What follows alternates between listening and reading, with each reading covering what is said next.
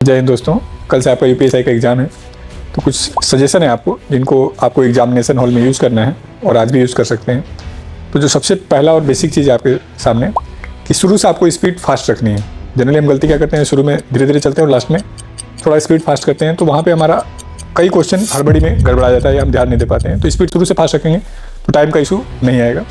दूसरा, किसी भी टॉपिक या सब्जेक्ट को ईगो से नहीं लेना है। मान लीजिए आपका मैथ का कोई टॉपिक है या रीजनिंग का कोई टॉपिक है जो आपको लगता है बहुत अच्छा है और वहाँ फंस रहे हैं तो आप ज़्यादा टाइम लगा रहे हैं, नहीं, उसको मार्क करिए और अगले राउंड के लिए करिए, तब तक आपका दिमाग उसके साथ कंफर्ट हो जाएगा और सेकंड राउंड में वो कर लेगा।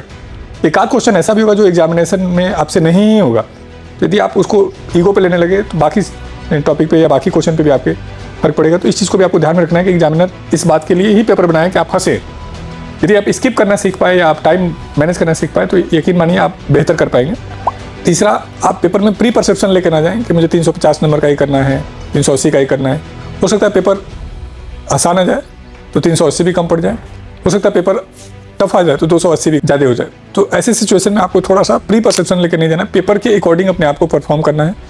जनरली हमने देखा कि वे बच्चे जिनके पेपर अच्छे होते हैं वो पेपर में जाके खराब कर देते हैं, क्योंकि उनका माइंडसेट ही तैयार हो गया कि 350, 340, 330 तो मुझे लाना ही है।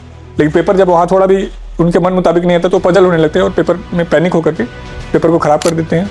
तो वे बच्चे जो ज़्यादा मार्क्स लाते हैं उनको ज़्यादा अच्छे से इस चीज़ को समझने की और समझने की ज़रूरत है।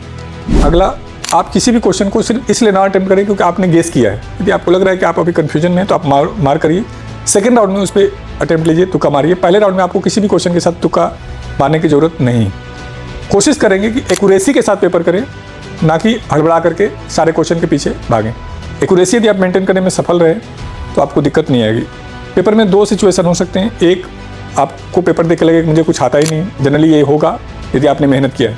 तो यदि वहाँ पे आप रिलैक्स होकर के सांस छोड़िए, आराम से अटेम्प्ट लीजिए, तो जनरली आप पेपर नहीं खराब करेंगे।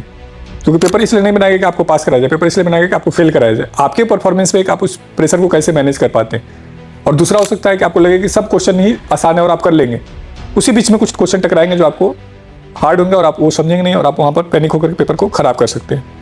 और पेपर से पहले आप एक अच्छी नींद का प्रयास करें। रिश्तेदारी में दोस्तों का रुकने से अच्छा है होटल में रहें।